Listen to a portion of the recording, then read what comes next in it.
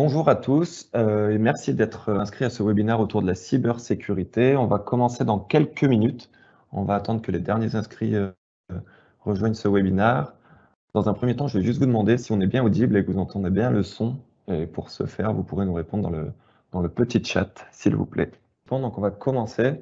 Comme je le disais, donc merci à tous de vous être inscrits. Aujourd'hui, on va traiter du sujet de la cybersécurité et notamment de savoir comment sensibiliser les utilisateurs à la cybersécurité. Aujourd'hui, donc moi je suis animateur du webinaire, donc je suis Romaric Mahut, je suis chargé de marketing et de génération de leads chez Progelis. Donc moi, je suis Marie Sarrazin, consultante en accompagnement au changement chez Progelis, basée à Aix-en-Provence. Bonjour à tous, Blandine Pinto et je suis consultante avant-vente sur la partie adoption, accompagnement utilisateur et basée à Lyon. Donc aujourd'hui, dans ce webinaire, on va voir un peu le contexte de ce webinaire. Ensuite, on va vous présenter les résultats de l'enquête que nous avons menée ces derniers mois, puis les étapes clés pour sensibiliser vos collaborateurs, puis de savoir comment finalement les sensibiliser. Donc, je vais laisser Blandine parler du contexte. C'est ça, merci Romaric. Donc le contexte, on va commencer avec des petits chiffres, quelques chiffres.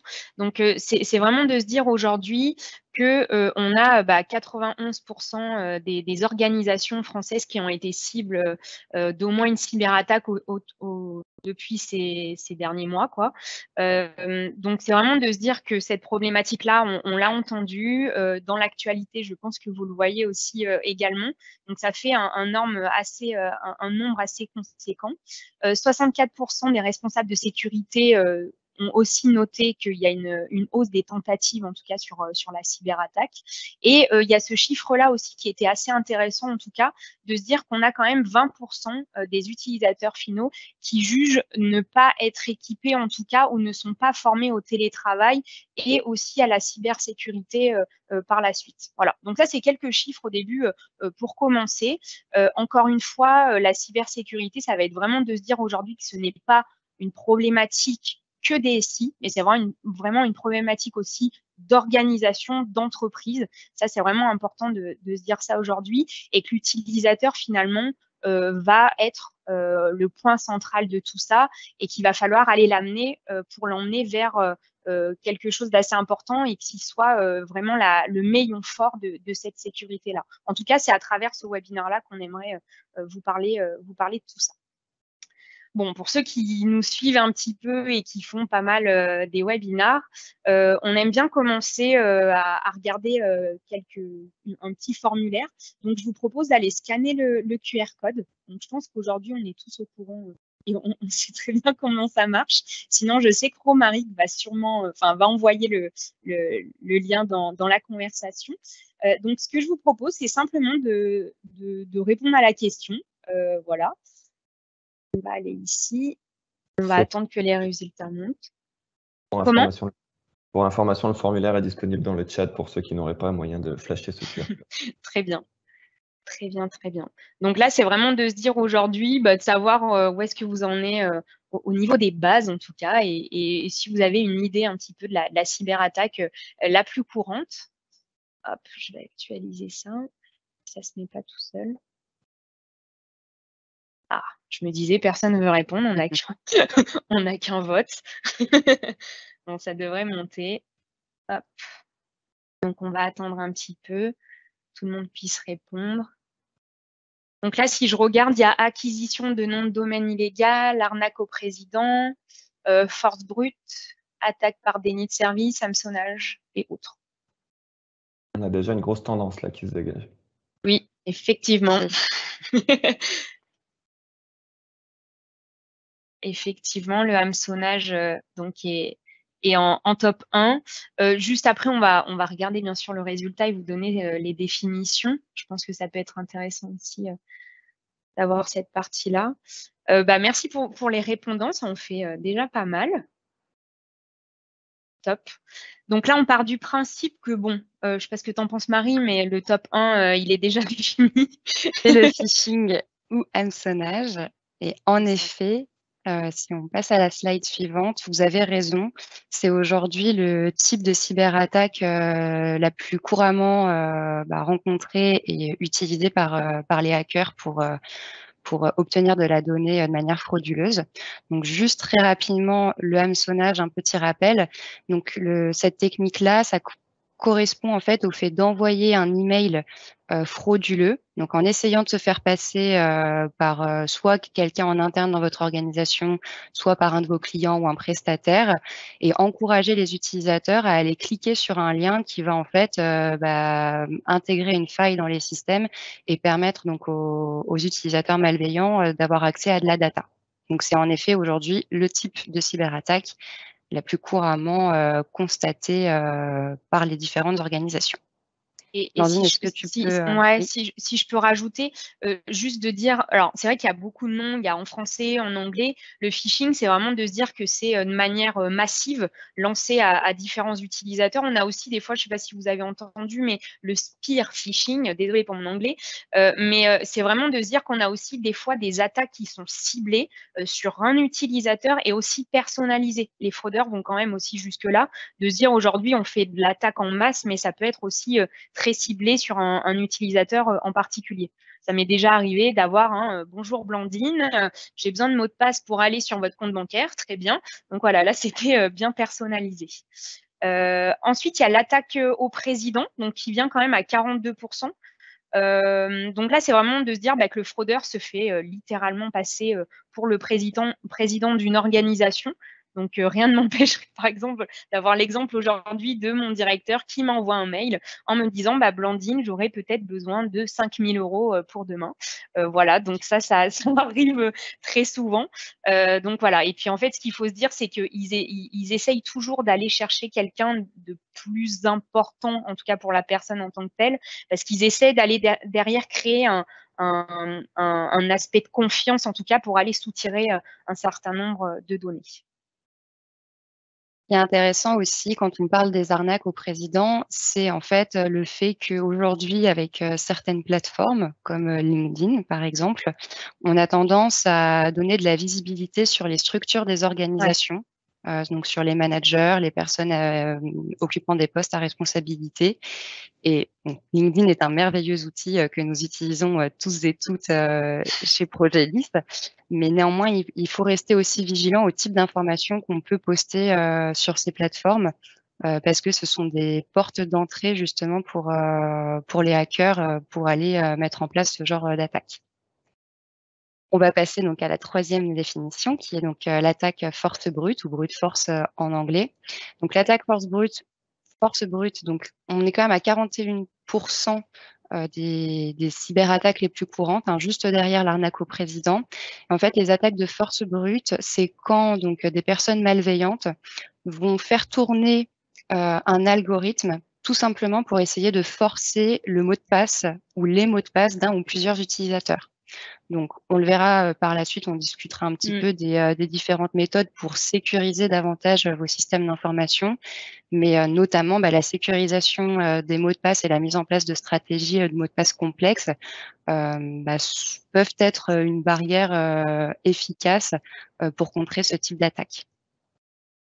Très bien. Et puis l'acquisition de nom de domaine illégitime, donc c'est un petit peu dans le nom, mais c'est vraiment de se dire qu'un fraudeur peut être capable aujourd'hui d'aller racheter soit un nom de domaine qui n'a pas été renouvelé, ce qui est possible aujourd'hui quand on fait l'achat d'un nom de domaine, donc le fameux @progelist.com ou enfin les noms de domaine quoi, on a souvent des renouvellements qui doivent être faits et c'est vrai qu'il y a certains fraudeurs qui jouent sur ce renouvellement-là pour se dire il y a une organisation qui va sûrement oublier d'aller le racheter et dans ce cas-là va l'acheter à la place de l'organisation. Et là, je vous avoue qu'en termes d'image et même derrière de données, tout ça, ça va être complexe en tout cas pour aller récupérer ce nom de domaine-là. Et puis, il y a aussi cette pratique qui est faite, mais je pense que vous l'avez déjà vu, c'est remplacer un I par un Y ou enfin rajouter une petite lettre et on voit pas la différence. Voilà, c'est de jouer en fait sur ces noms de domaine-là pour aller finalement soutirer des informations beaucoup plus facilement. Voilà. Et pour finir sur la partie attaque de déni de service, du coup, c'est vraiment de se dire aujourd'hui que un fraudeur est capable aujourd'hui d'aller rendre indisponible un ou plusieurs services d'une organisation. typiquement de saturer le réseau. Enfin, voilà, il y a différents exemples, mais c'est quand même des pratiques qui peuvent être faites, en tout cas, dans les organisations. Voilà. Donc là, c'était vraiment pour vous donner une base un petit peu à tout ça. Je ne sais pas si on a aujourd'hui que des RSSI, je ne pense pas. On doit avoir voilà, différentes personnes en face de nous. Voilà, donc c'est au moins vous donner les bases sur les fameuses cyberattaques. Finalement, force est de constater que, vous l'avez remarqué, hein, il y a un certain nombre aujourd'hui de faits qui sont dans l'actualité. On voit qu'il y a quand même beaucoup d'hôpitaux qui sont attaqués, beaucoup d'entreprises aussi. Donc là, finalement, et c'est ce que retient aussi l'ANSSI, de se dire que sur l'année 2020, le nombre de signalements a été multiplié par 4. Voilà. Donc, je pense que c'est important aujourd'hui de le signaler et surtout de faire quelque chose pour aller contrer tout ça. Et cette tendance se confirme par les derniers chiffres qui ont été publiés par l'ANSSI sur le premier trimestre 2021. Il semblerait en effet qu'entre le premier semestre 2020 et le premier semestre 2021, on soit sur une augmentation donc, de la cybermenace d'environ 60%. Donc, comme Blandine le disait en préambule, ce sujet de la cybersécurité devient en fait vraiment capital et central dans les organisations et doit vraiment de loin dépasser le contexte DSI dans lequel il était implanté un petit peu plus traditionnellement. Donc finalement, ce qu'on a voulu savoir autour de cette enquête, c'est de recenser d'abord votre opinion, parce qu'il reflète un peu vos envies, vos besoins et les enjeux dans vos différents secteurs d'activité. Donc on a essayé de solliciter un peu tous les milieux des technologies de l'information, que ce soit des DSI, des RSSI, des administrateurs systèmes et réseaux, à travers nos clients à nous chez Progélis, mais aussi à travers les prospects, les gens sur le marché. Donc on a aussi atteint via des campagnes sponsorisées LinkedIn pour récupérer un maximum d'infos sur cette enquête. Et bien sûr, on va le voir par la suite, ceci touche tous les secteurs d'activité, donc soit les entreprises privées, les collectivités, les établissements de santé. Ce n'est pas qu'un focus sur les grosses entreprises, c'est vraiment tout type d'entreprises confondues, que ce soit du privé, du public et même des collectivités. Très bien. Hop. Donc là, ce qu'on va faire, c'est ce que tu disais, Romaric, dans l'agenda de ce webinaire, c'est de se dire que nous, on va se mettre à la place de consultante, de se dire qu'on va aller réinterpréter les données qui sont ressorties de cette enquête. Donc là, en interne, il y a toute une enquête qui a été faite, analyse des résultats, etc. Nous, on prend ce recul-là et on se met dans la peau de consultante et de se dire, nous, en tant que consultante fonctionnelle, toujours en lien avec les utilisateurs, qu'est-ce qu'on en retient et comment on pourrait l'interpréter derrière pour aller mettre telle et telle action dans les organisations. Voilà. Hop. Alors, pour anticiper peut-être, et je pense que Romaric reviendra dessus, les résultats de l'enquête vous seront partagés à l'issue de ce webinaire. Donc, vous aurez accès à toutes les données que nous allons présenter et même à davantage, parce qu'on a dû faire une synthèse pour essayer d'aller le plus droit au but possible. Donc, le périmètre de l'enquête concerne les thématiques suivantes. Donc, il y avait des questions qui concernaient la mise en place de stratégies de sécurité. On va revenir sur ce point. Également sur tout ce qui est gestion des périphériques distants et sécurité autour de ces périphériques. Nous avons également du coup interrogé les différentes personnes autour du contexte de cyberattaque dans leur organisation, mais aussi autour des différentes données qui pouvaient être ciblées.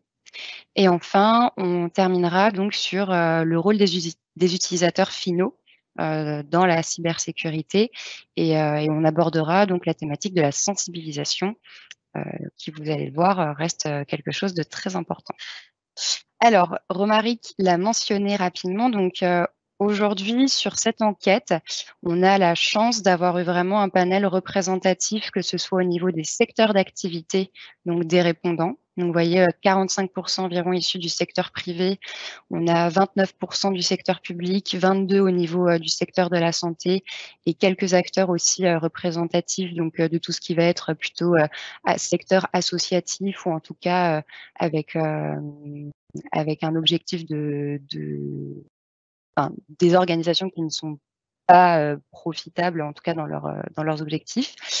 Et donc, au niveau des nombres de collaborateurs dans les organisations, comme vous pouvez le voir, il y a environ 18% des organisations qui est rassemblée entre 0 et 100 collaborateurs. Et on retrouve quand même des entreprises, donc 13%, qui représentent plus de 5000 personnes. Donc, un panel de taille d'organisation très divers et varié et qui fait aussi la richesse des résultats qu'on va vous présenter. La première étape, donc on parlait tout à l'heure de la stratégie de sécurité. La stratégie de sécurité, juste pour faire une petite définition avant de commencer là-dessus, je ne sais pas si ça parle à tout le monde, c'est vraiment de se dire aujourd'hui que cette stratégie-là, c'est ce qui va contenir toutes les procédures organisationnelles, toutes les actions pour être sûr finalement qu'une organisation soit capable de gérer tous les axes de cette stratégie vraiment liés à la cybersécurité et être sûr que si on fait face à une violation des données, comment on va pouvoir contourner et faire face à cette violation-là. Voilà. Donc là, on voit bien, et c'est ce qu'on en a retenu en tout cas de cette enquête-là pour faire un peu plus simple, comme disait Marie, pour éviter de passer plus d'une heure là-dessus. C'est vraiment de se dire aujourd'hui qu'on a 74% des organisations qui ont mis en place en tout cas une stratégie de sécurité au sein de leur DSI. Voilà. Après, si on regarde au niveau des différents secteurs, parce qu'on a pu aussi avoir cette analyse-là, c'est de se dire que dans la partie santé, on voit bien que c'est là où la stratégie de sécurité est beaucoup plus mis en place. Voilà. Après, on a le public qui vient juste après et enfin la partie privée. Voilà. Je ne sais pas si Marie, tu as quelque chose. Oui, ce qu'on pourrait peut-être rajouter, c'est qu'il faut bien faire la distinction entre la mise en place d'une stratégie de sécurité et en fait la mise en et son monitoring, et derrière vraiment la prise en compte des problématiques de sécurité à tous les niveaux de l'organisation. On sait en fait aujourd'hui que la mise en place d'une stratégie de sécurité, c'est une première étape qui est importante, mais c'est pas du tout ça qui va vous garantir des systèmes protégés à 100% et infaillibles. Donc, c'est important de se poser la question et de prendre du recul sur la mise en place de cette stratégie. Mais derrière, ce qui va être d'autant plus important, c'est vraiment de la suivre dans le temps, de la monitorer, d'être en mesure de faire des audits réguliers et de vraiment, encore une fois, mettre ce sujet de la sécurité dans un système dans un ancrage beaucoup plus central qu'un simple périphérique d'une responsabilité d'un DSI ou d'un RSSI. J'ai une petite question dans le chat, mais je vais pouvoir y répondre moi-même, mais ça doit être important pour tout le monde. Quand on parle du secteur santé, alors oui, on parle du secteur santé public et privé. Je pense que ça peut servir à tout le monde, donc je me permets de vous interrompre. Très bien, merci pour la précision, Romaric. Alors, comme je vous le disais un petit peu plus tôt, on s'est intéressé à la thématique des périphériques distants. Alors déjà, la première question, le premier point qu'on voulait clarifier, c'est qu'est-ce que c'est que ces fameux périphériques distants? Aujourd'hui, ça va être tous les devices ou supports numériques que les utilisateurs finaux vont pouvoir utiliser sans être physiquement dans vos locaux. Donc, ça peut être un ordinateur portable, ça peut être une tablette, ça peut être un smartphone, qui soit pro et ou perso, c'est important, hein, les périphériques distants. En fait, concrètement, c'est tout ce qu'un utilisateur peut utiliser en termes de device pour accéder à de la donnée et donc potentiellement la donnée de l'organisation, de l'entreprise, de l'hôpital, etc., etc. Donc, l'une des questions de l'enquête visait à mieux comprendre justement comment est-ce que ces périphériques distants étaient sécurisés. Et donc, on nous a indiqué qu'il y a environ 30%, 31% pour être exact, des organisations aujourd'hui qui ne maîtrisent pas la sécurité de ces périphériques. Sur la droite, vous verrez des techniques aujourd'hui, des possibilités d'action qui peuvent permettre de renforcer la sécurité de ces périphériques. Blandine, je ne sais pas si tu veux commencer peut-être à en commenter quelques-uns. Oui, les premiers, je pense, les deux premiers qui sont limitation des droits d'administrateur et mots de passe complexes, ça pour le coup, c'est ce qu'on retrouve aujourd'hui et les chiffres le disent, hein, c'est ce qu'on retrouve le plus souvent. Les mots de passe complexes, oui, on voit souvent nos utilisateurs chez nos clients qui nous disent bon, bah, encore, on nous redemande de rechanger le mot de passe, etc. Donc, sur la partie gestionnaire de mot de passe. Mais en tout cas, tout ce qui va être lié au mot de passe va être important. Et je pense que l'utilisateur, il faut qu'il soit conscient que ce n'est pas pour l'embêter, mais c'est vraiment pour aller renforcer ces techniques-là, quoi.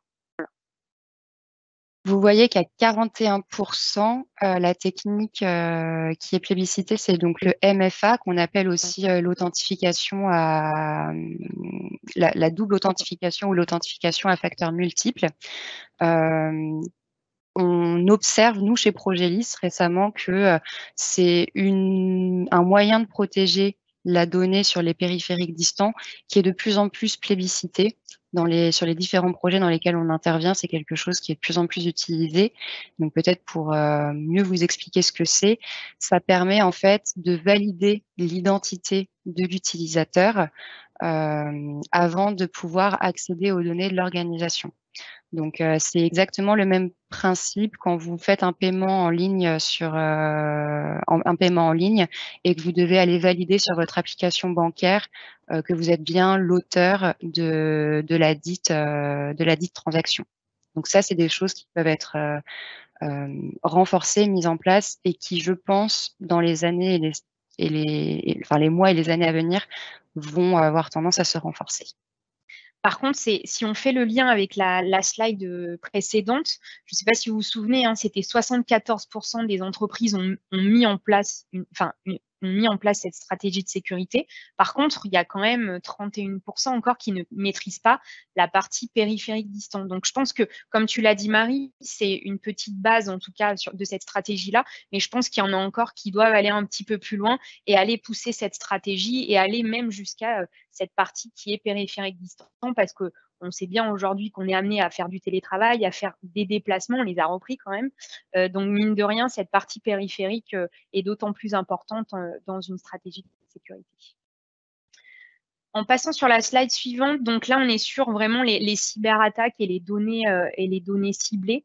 On voit finalement qu'on a une organisation sur deux qui a déjà été victime de cyberattaques.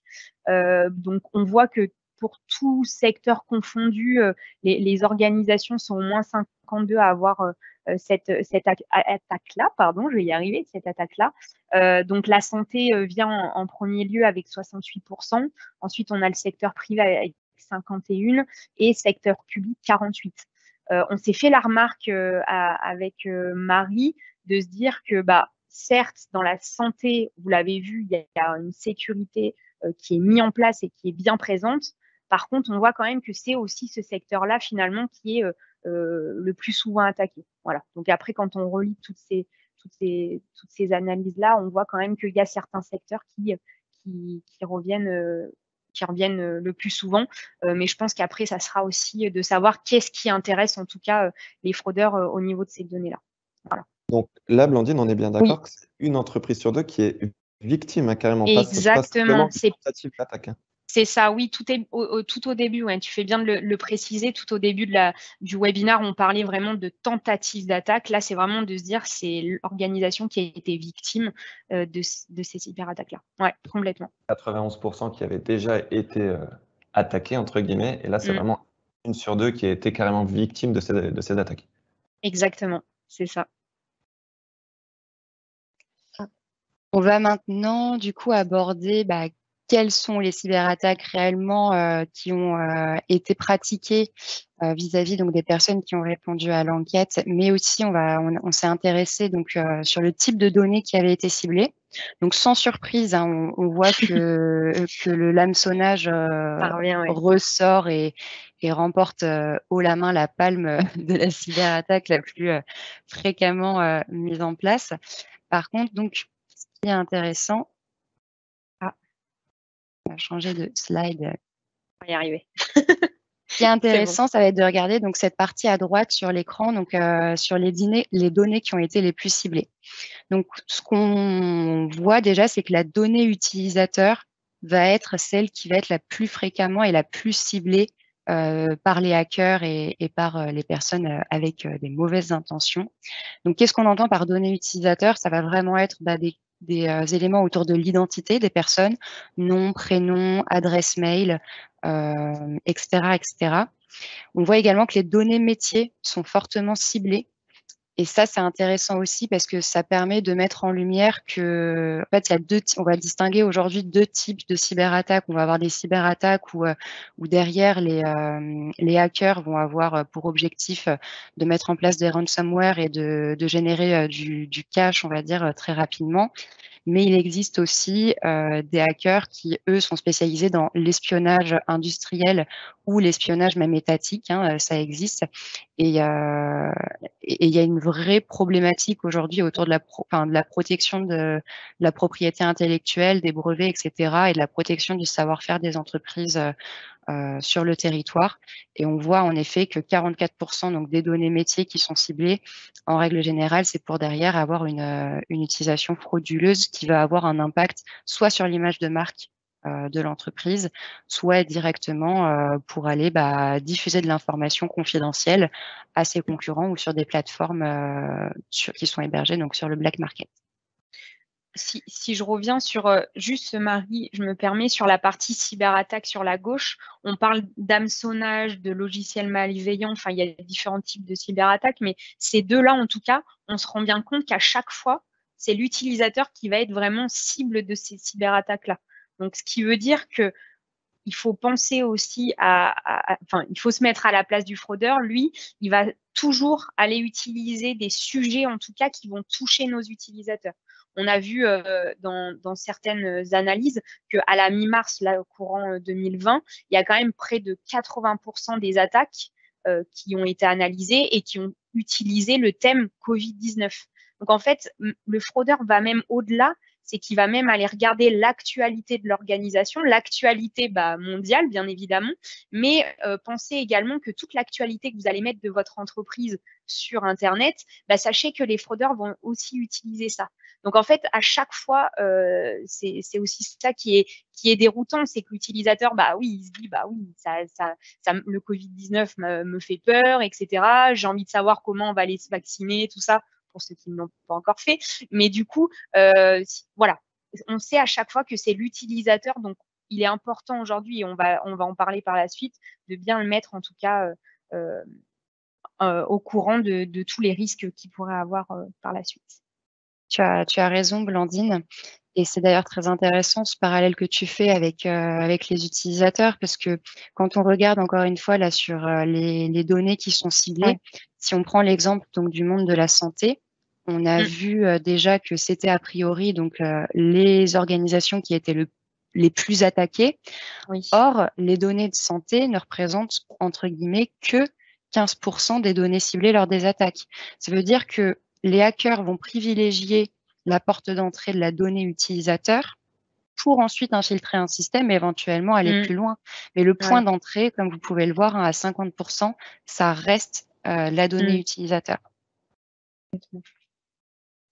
Si on passe par la suite, donc là, c'est vraiment le rôle. Bon, vous voyez, on est parti d'une grosse thématique, la stratégie. Là, on se faufile un petit peu sur la partie utilisateur, sensibilisation. En tout cas, on y vient. Là, c'est vraiment de se dire que le rôle des utilisateurs dans cette prévention-là, et on voit bien que les répondants de cette enquête-là ont mis quand même que 100% des utilisateurs ont vraiment un rôle clé, en tout cas, pour prévenir de ces cyberattaques-là. Et finalement, si on compare un petit peu avec la donnée qui est sur la droite, les utilisateurs sont-ils intégrés dans la stratégie de sécurité? On voit quand même qu'il y a encore 15%, 29% donc, qui ne savent pas et qui ne l'ont pas intégré. Donc, en fait, il y a ce côté, on est conscient que l'utilisateur a un rôle clé dans cette prévention-là. Par contre, ils sont encore un petit peu oubliés dans cette stratégie de sécurité. C'est pour ça qu'au début, on a bien spécifié que, OK, ça part de la DSI, bien évidemment, mais ça reste quand même une stratégie qui doit être au-dessus et qui doit être vraiment liée à toute l'entreprise avec les utilisateurs également.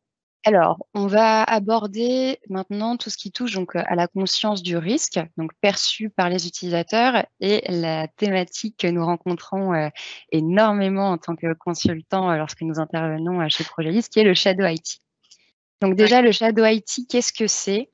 C'est tout simplement le fait pour un utilisateur d'aller utiliser une application ou un système non approuvé par la direction des systèmes d'information.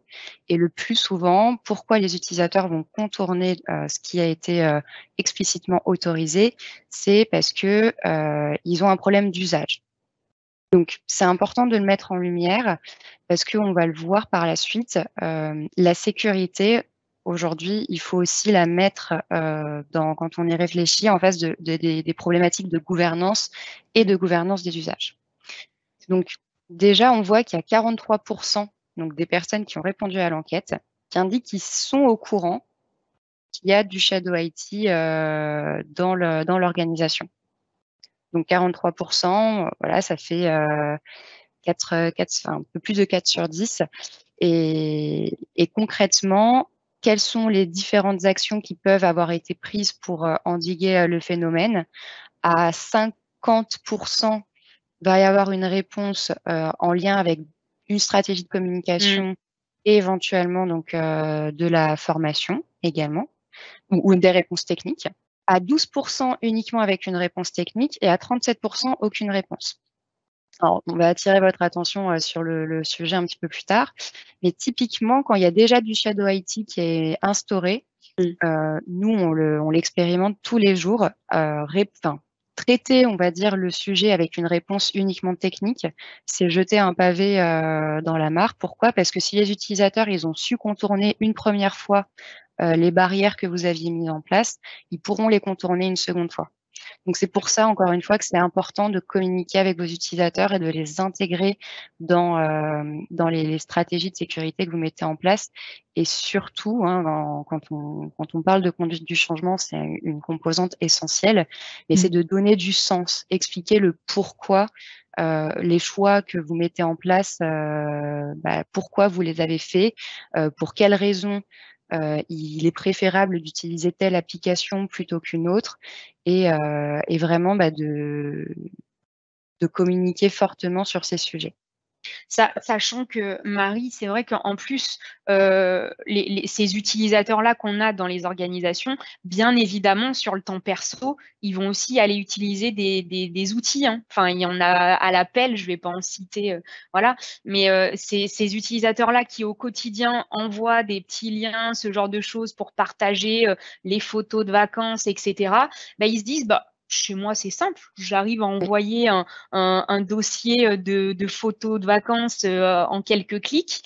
Mais en fait, le problème de ça, c'est que s'il n'est pas conscient de toute cette partie-là, c'est qu'il va aller utiliser aussi ce logiciel-là qui est super simple, cet outil en ligne, et qui va se dire, écoutez, l'appel d'offres que j'ai à envoyer demain, pourquoi pas l'utiliser là-dessus? Parce qu'en fait, dans mon SI, je suis bloquée à une certaine limite pour envoyer des pièces jointes ou des liens.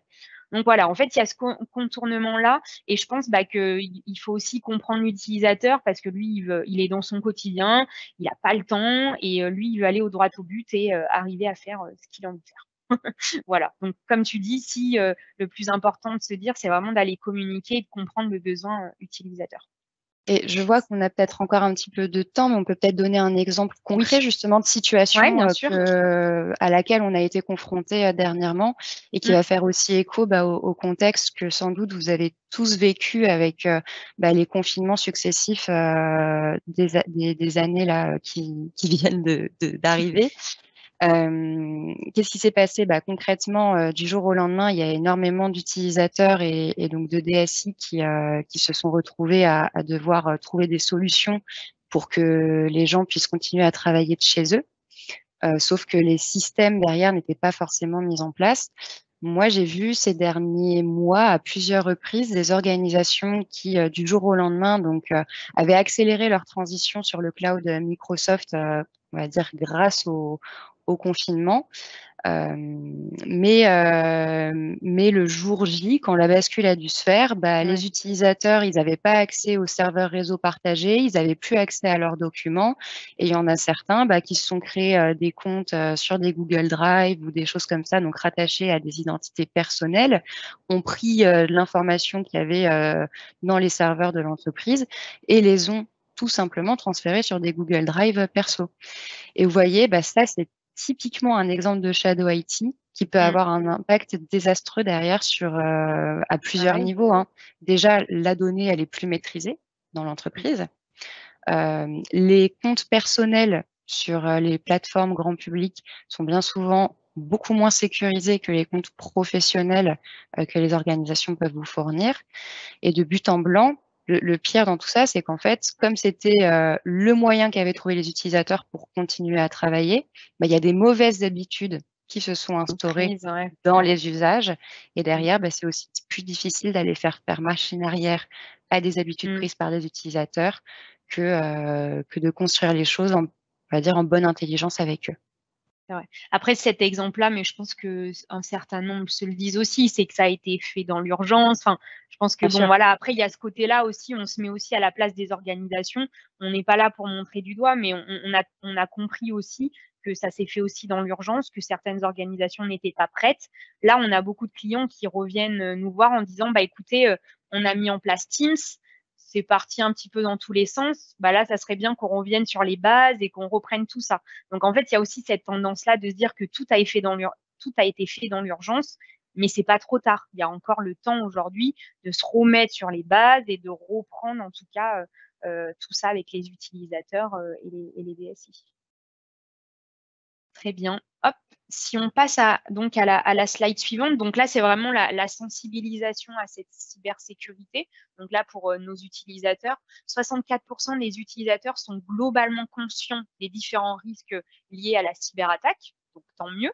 Ce qui est encore quand même à faire évoluer. Je pense qu'il va falloir leur donner encore plus d'informations à ce niveau-là. Et ça, c'est rassurant, c'est que 81% des répondants de l'enquête indiquent avoir fait des actions de sensibilisation, donc au sein de l'organisation. Donc, tout de même, il y a quand même cette action-là qui est faite de la part des DSI, de la communication, d'aller pousser ce genre de messages et de bonnes pratiques. Après, c'est vrai que nous, ce qui nous a fait tilt, c'est aussi sur la partie action. C'est vrai que nous, sur la partie purement accompagnement utilisateur, adoption, toi, tu le vois, Marie, dans tes projets, le but de l'accompagnement utilisateur, c'est d'aller décupler et utiliser un maximum de canaux possibles pour aller, en tout cas, sensibiliser l'utilisateur. Et là, c'est vrai que sur les actions qui ont été menées, on voit qu'on a quand même 84% qui utilisent la campagne de communication, ce qui est génial. C'est déjà une première brique, c'est une première étape, c'est très bien. Par contre, c'est vrai que plus on va aller utiliser les autres canaux, plus ça va être facile, entre parenthèses. Donc là, on voit que ça passe après par la formation, par les vidéos tutoriels, le e-learning à 17%, parce qu'encore une fois, c'est l'utilisateur qui est là en autonomie et qui monte en compétences là-dessus, donc il faut du temps, il faut qu'il soit sensibilisé. Donc en fait, c'est de se dire que je pense que c'est déjà une première étape, en tout cas en termes d'action, mais qu'il faut aller encore un petit peu plus loin, aller sur de la formation, parce que la campagne de communication, et on le vit au quotidien, c'est que c'est des mails qui nous arrivent, des newsletters sur un intranet, etc. C'est de l'information qui descend. L'utilisateur a très rarement la possibilité d'aller poser une question, de faire de l'échange, en tout cas avec les personnes qui sont au courant de tous ces sujets-là et toutes les réticences qu'un utilisateur pourrait avoir. Donc, je pense que c'est important, en tout cas, d'aller regarder sur d'autres actions telles que la formation, qui peut être quand même assez intéressante, en tout cas, surtout sur un sujet comme ça qui est assez sensible et qui est pas toujours évident, ça c'est normal, mais d'aller au-delà de la campagne de communication. Et si je peux compléter, Blandine, sur ces éléments ultra intéressants, je rajouterais que quand on parle de sensibilisation, il faut s'inscrire encore une fois, dans une approche stratégique et de moyen ou de long terme. Pourquoi? Parce que, on va dire, faire un mail de rappel des bonnes pratiques après avoir subi une tentative d'attaque de phishing, c'est mettre un pansement sur une hémorragie. Donc, les utilisateurs finaux, cette thématique de la cybersécurité, de la cybervigilance, c'est un terme qu'on emploie aussi beaucoup, c'est quelque chose qu'il faut instiller dans la culture en fait de vos organisations, et ça passe aussi par des rappels, par des moments peut-être dédiés aussi à ces sujets dans vos organisations, et pas entre guillemets une communication en one shot ou une formation. Ce qu'on voit très souvent, et ce qui est bien, c'est bien de le mettre en place, mais on voit aussi que c'est insuffisant, c'est la fameuse formation au risque au risque justement autour de la sécurité et au risque de la cybersécurité le premier jour où quelqu'un arrive, alors qu'on sait aussi que quand on intègre une organisation, les premiers jours, on nous déverse tellement d'informations dessus que c'est peut-être pas les sujets qui vont être les plus impactants et qui vont rester.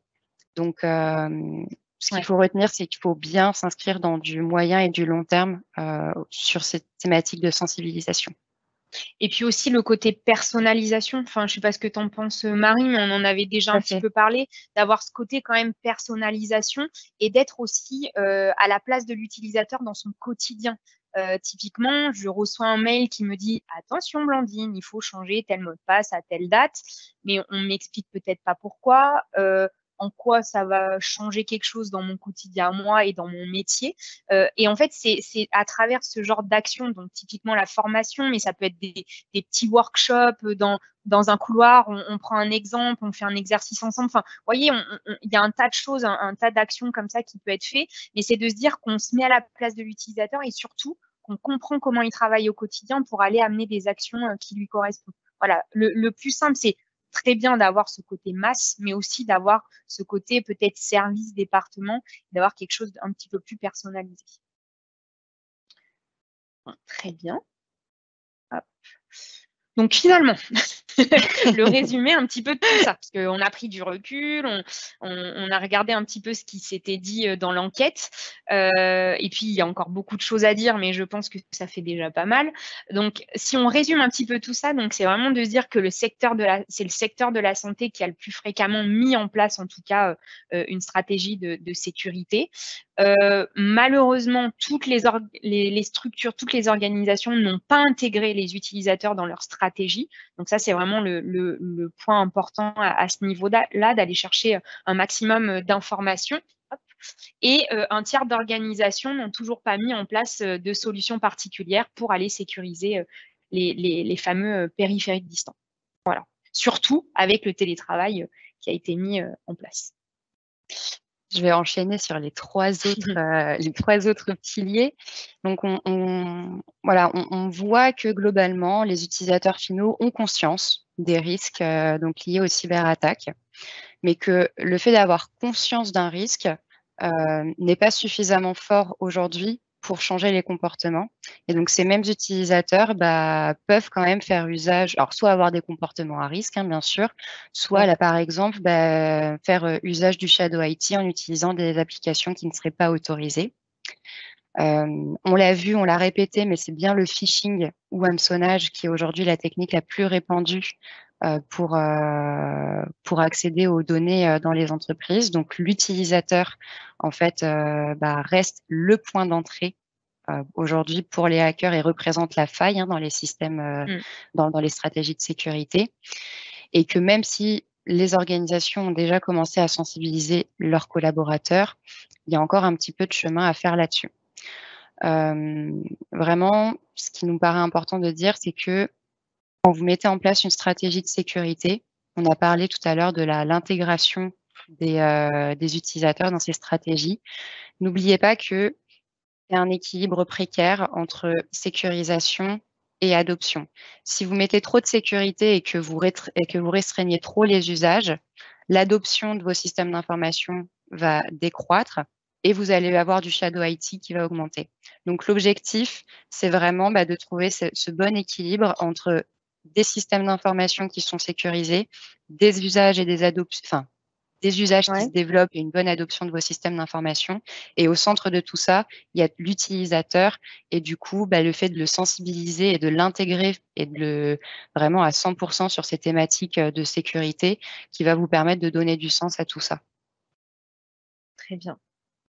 Je ne rajouterai pas grand-chose de plus. Merci Marie. Très bien. Hop, on va passer à la slide suivante. Du coup, je ne sais pas si c'était ma partie, mais en gros, comme chaque webinaire, on va vous repartager les slides, on va vous repartager le replay pour ceux qui n'auraient pas pu regarder ce webinaire. Et là, vu que vous êtes inscrit à ce webinaire, on va également vous partager tous les résultats de l'enquête. Donc là, comme l'ont dit Blandine et Marie, on a vu un peu une overview de tout ce qui s'est passé dans l'enquête, mais vous aurez l'entièreté de l'enquête qui vous sera transmises dès ce soir ou au plus tard dès demain pour que vous puissiez encore rejeter un œil sur cet aspect et sur cette enquête. Très bien. Et ce n'est pas fini, hein, ne quittez pas parce qu'il nous reste quand même une belle partie sur comment sensibiliser vos utilisateurs. Pardon. Donc finalement, on en est aujourd'hui, on en était à se dire il y a quelques mois qu'on a cette problématique-là chez nos clients. On sait que ça intéresse énormément de monde et on l'a vu encore d'autant plus avec la partie enquête. Et puis le nombre d'utilisateurs qu'on a aujourd'hui connectés, quand même, important de le dire. Donc en fait, on a mis en place cette offre-là, donc qui a été construite par nos équipes opérationnelles, nos experts fonctionnels d'adoption, accompagnement au changement, mais aussi nos experts techniques. Donc c'est vraiment d'avoir ce lien-là entre tous nos experts finalement. Et il y a eu cette offre qui est sortie il y a quelques temps. Donc c'est la sensibilisation des utilisateurs à la cybersécurité. Et on voudrait vous expliquer un petit peu quelle est cette démarche-là, sans trop rentrer dans les détails, bien évidemment, mais en tout cas de vous donner les premières billes et nos étapes clés sur cette démarche-là. Voilà. Alors, comment est-ce que nous travaillons aujourd'hui autour donc de ces projets? La première étape, comme en fait, c'est une étape, on va dire, commune à notre manière globale d'appréhender les projets chez Progelis, c'est une étape de contextualisation. Pourquoi? Parce que sur ces sujets, la compréhension de la culture de l'organisation dans laquelle on intervient est hyper importante. On a besoin de savoir où en sont vos utilisateurs, quel est le niveau de maturité actuel, qu'est-ce qui a déjà été fait, est-ce que vous vous êtes fait attaquer récemment, quels sont les systèmes que vous utilisez aussi pour pouvoir bien aussi adapter notre action et personnaliser les différents points que Blandine va s'empresser de vous présenter. Très bien. Et donc, sur la deuxième étape, on est parti dans la partie vraiment simulation d'une campagne de phishing ou d'attaque brute force. En fait, c'est vraiment de se dire, alors, on part sur quelque chose de théorique, certes. Je sais qu'il y a beaucoup d'organisations qui vont faire du e-learning, ce genre de choses, mais nous, on va aller au-delà et rentrer vraiment dans quelque chose de réel et de voir finalement, dans un premier temps, si ces utilisateurs vont aller cliquer et répondre à cette fameuse attaque, en tout cas d'hameçonnage. Et donc, en fait, dans cette simulation-là, nos équipes, en fait, vont travailler avec vous, vont aller peut-être piocher de l'actualité qui se passe dans votre organisation pour aller créer tout un scénario de communication pour finalement essayer de voir si vos utilisateurs vont aller cliquer. Et donc, il me semble que Marie, ces deux premières étapes, c'est quelque chose qui reste quand même confidentiel. Enfin, moins on a de personnes au courant, mieux c'est. Voilà, c'est ça. Tout à fait. On va dire que c'est un peu à contre-courant de ce qu'on essaie de faire d'habitude. Mais sur ces deux premiers points, en règle générale, donc on est plutôt, on rentre dans ce genre de projet par des interlocuteurs qui sont plutôt des côtés des systèmes d'information. Et encore dernièrement, on a travaillé sur un projet avec un client et où on leur a vraiment recommandé de garder cette fameuse simulation et attaque qui allait intervenir la plus secrète possible.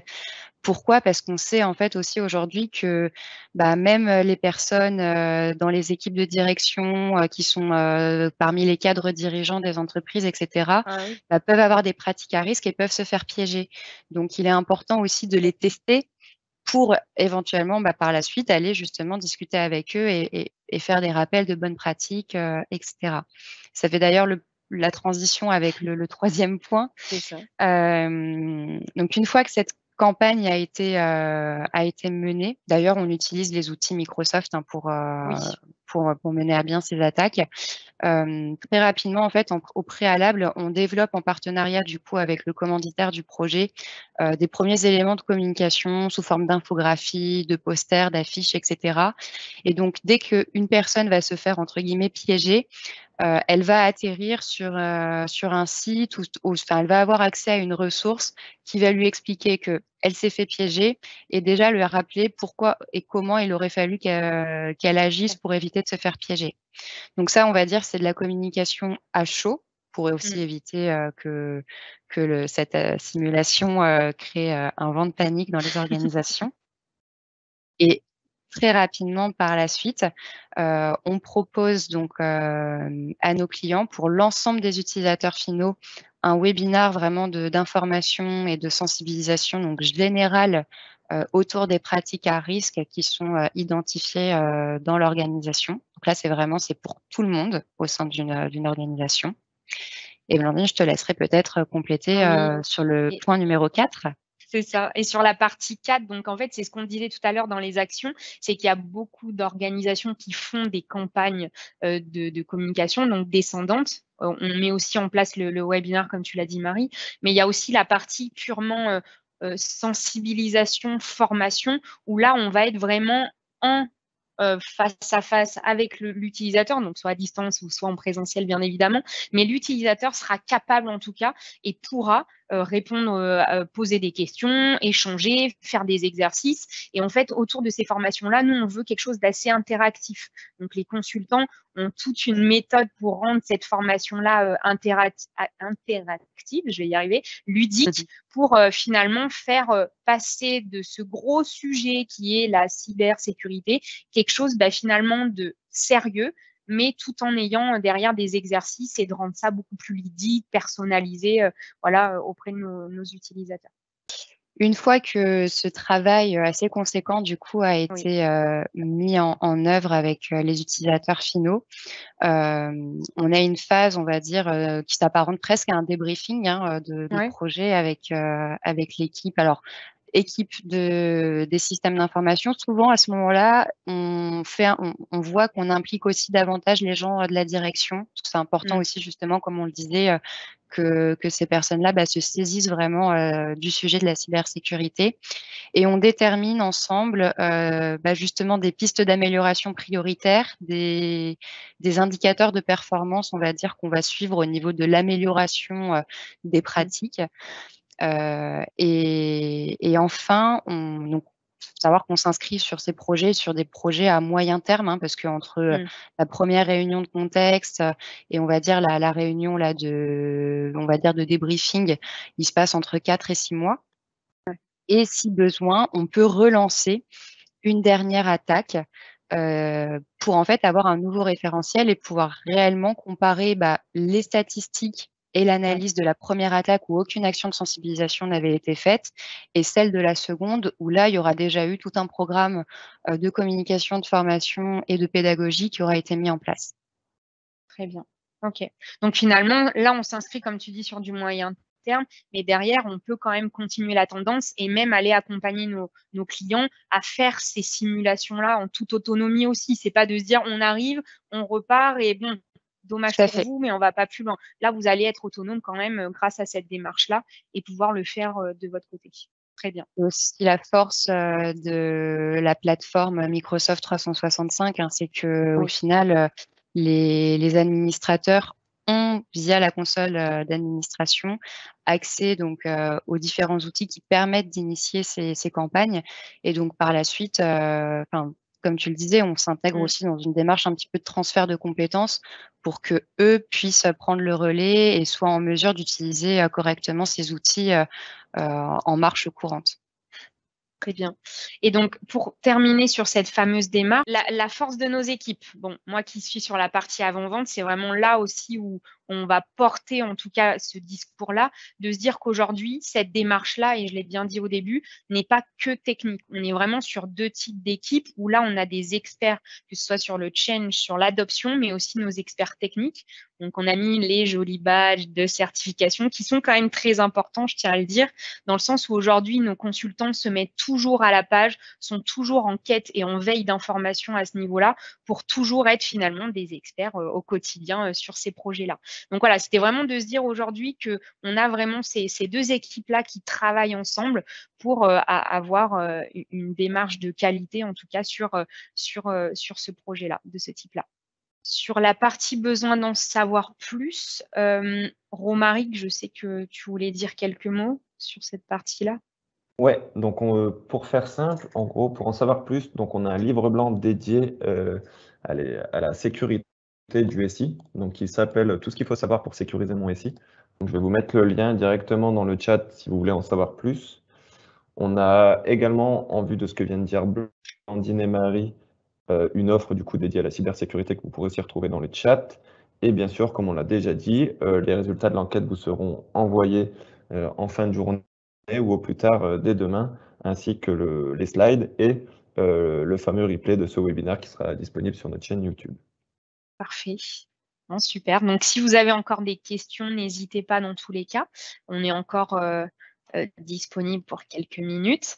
Mais c'est vrai que si vous voulez aller encore un petit peu plus loin sur notre offre ou en savoir plus, en tout cas, ou même avoir des notions techniques, ce que nous, on n'a pas aujourd'hui, on a voulu rester sur la partie purement utilisateur fonctionnel, n'hésitez pas en tout cas à nous contacter pour tout sujet.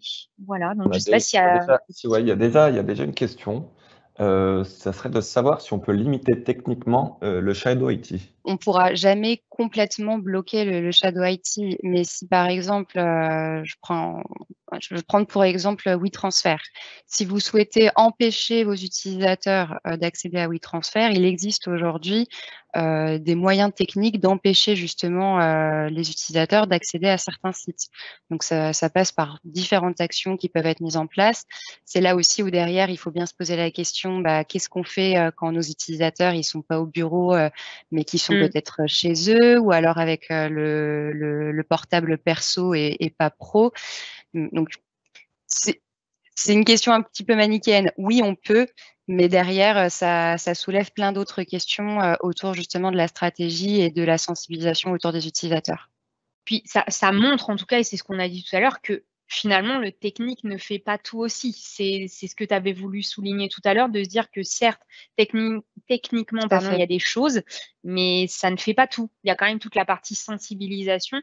Et c'est là où finalement, il va falloir insister auprès des utilisateurs sur ce fameux Shadow IT et toutes les conséquences qui peuvent y avoir derrière. Voilà. S'il n'y a pas d'autres questions, en tout cas, on vous remercie pour votre participation. J'espère que ce webinaire vous a plu. On reste toujours à votre disposition quoi qu'il arrive. Merci beaucoup. Merci et n'hésitez pas.